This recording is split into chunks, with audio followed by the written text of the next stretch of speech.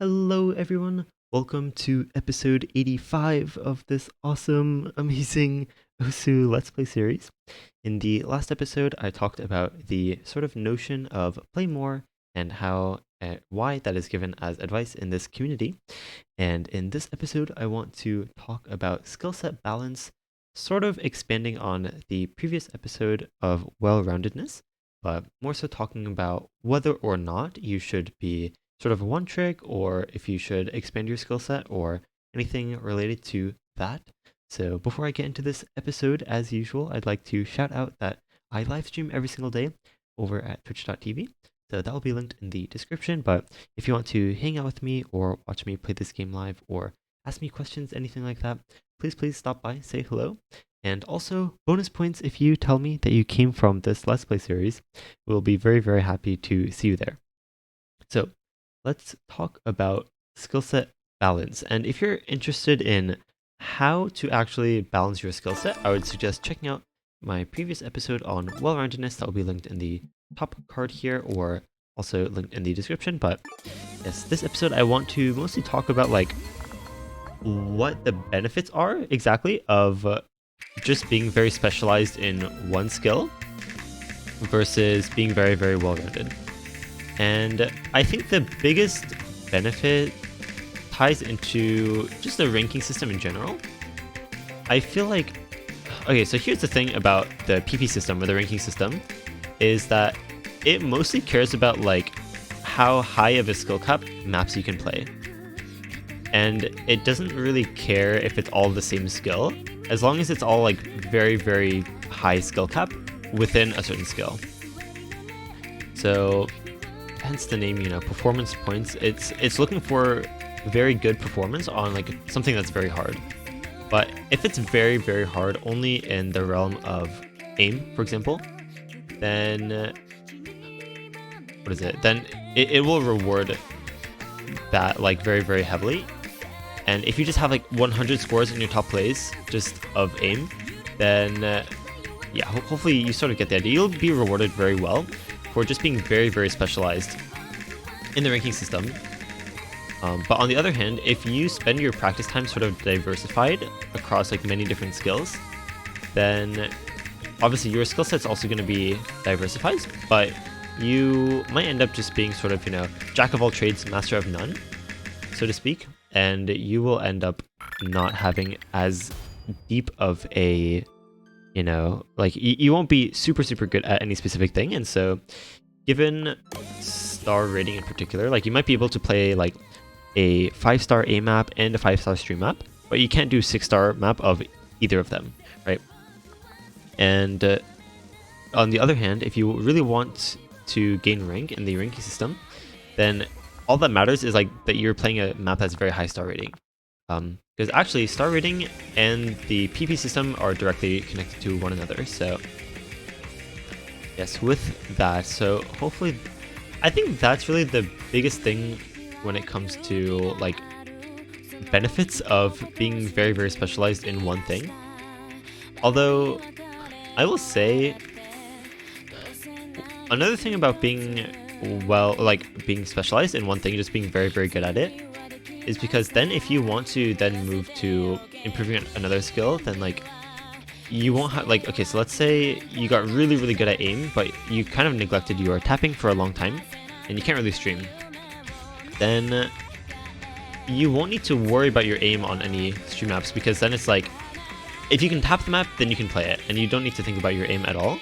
So it actually can help a lot, because usually I think if you really specialize in one thing, then you can improve your skill cap on that one thing a lot faster than if you were to spend only some of your time practicing aim and then some of your time practicing other skill sets, right? So, and you see this with some top players as well. So I think Baxi is actually a really good example. When he first sort of entered the spotlight as a top player, he was really only known for his aim and DT abilities. He was very good, but he also was fairly inconsistent. And I mean, to put it into perspective, he didn't even qualify for the World Cup team in 2016, despite him sort of already being a top player at the time. Like, he was considered to be good, but he wasn't considered good enough to play in tournaments. Like, he was fairly inconsistent, things like that. But just having a very high skill cap to start off with, sort of as a starting point, can actually be really helpful to then, branch out and diversify. And so on the other hand, well-roundedness is, I think, more for, let's see, I think the main benefit is playing in tournaments, obviously, because tournaments, okay, there's like a very fundamental difference between solo play and tournament play, where basically in solo, you are throwing yourself at whatever maps you want, and then in tournaments, the maps are sort of getting thrown at you, and if you can't play them, then you're going to get punished. That is, I think, the best way to understand like why there are differences in like the skill sets of people that are good in solo and people that are good in tournaments. So with that said, if you really want to excel in a tournament environment, then it is absolutely essential that you balance out your skill set, because in fact there might be, okay, so let's say you are really good at aim and streams, right, but your reading is like completely garbage, right, hypothetically. Then hypothetical scenario, right, you're playing a tournament and all like half the aim maps have like a strong reading emphasis, and also half the tapping maps, the stream maps, also have reading emphasis. They're like really low AR or something like that, and if only you could read those maps, right? So you might have like maps that require multiple skills, and if you are lacking in one of those skills, then you are not going to be able to play it. It's actually fairly common, actually, like amongst some of my personal tournament teams. Like, there might be a map in the double time pool that's like very speedy and then also very dense, like low approach rate, and there might be one player on the team that can read it very comfortably, but their tapping is not fast enough, and then there might be another player whose tapping is fast enough but they can't read it, right? And hopefully that sort of makes it clear. Like, being very balanced in all the different skills in the game is actually so OP in tournament play.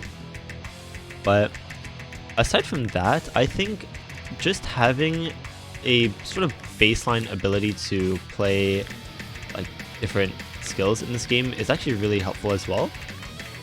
I think, okay, the less you care about just ranking up in the ranking system, I think the more value there is in balancing your skill set. And playing for tournaments is sort of the polar end of the spectrum. I feel like on one end of the spectrum you have like gaining rank, and then on the opposite end you have like tournament gameplay. And then like between the spectrum is like, you know, how much you really care about gaining rank, or like the value of like pushing your skill cap versus just maintaining a balanced skill set. And I will also mention though that like even in tournament play, actually in both of them there is definitely value in, you know, having either one or the other. Like, if you really want to gain rank, eventually you're going to run out of aim maps that don't also require some other skill. Even if it's just like very high approach rate reading or like tapping speed, because you typically, like in very, very high calibers of gameplay, like in order to really keep gaining rank with like aim maps, they're going to have to be really fast. And you're probably going to need like really comfortable tapping speed to play those maps comfortably. So having that sort of skill set balance is really important. And sort of similarly for tournament gameplay, of course it's helpful to have a balanced skill set, but you are going to basically get skill capped, as it's called, and like as you approach later stages in the tournament and the maps get harder, you like might just completely fall off in your ability to play any of the maps.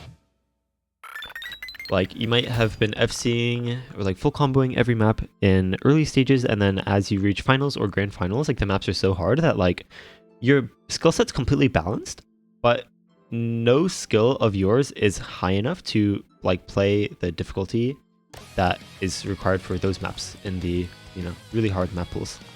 So, banger. Finger. Have I played this map before in this series? Okay, I'm gonna play it again. You know what? This map is incredible. But yeah, another thing honestly is I think playing with others, like in multiplayer, in those cases, I think multiplayer is a lot more fun when you can play anything because you don't really choose the maps that other people pick. And being able to play along with any kind of map is, I think, really, I don't know, it makes it a lot more fun, right? Instead of being like, oh, don't pick this, I can only play aim. And it's like, oh, these maps aren't fun. Stop picking tech maps, right? So, yeah, and also really just like sort of diversifying your music taste, I guess. I think some kinds of songs really lend themselves to certain types of maps, and not being able to play those, or I guess like if you are able to play all those maps, then I don't know, give you a greater appreciation for different types of. Oh, look at that padded hole. But yeah, I think you might also sometimes find certain songs that's like, oh, this song is so good, but oh, why is it a stream map or why is it a tech map? If only there was like a really simple version of this map. And it's like, if you just had a more balanced skill set, then you would actually be able to appreciate so many more different maps in this game. So yeah, ultimately, I think bottom line, there is definitely, I think, value in both obviously pushing skill cap and then also balancing your skill set. And I think ultimately, let me think of how to put this. If you want to push your skill, okay, yeah, basically like they both sort of go hand in hand.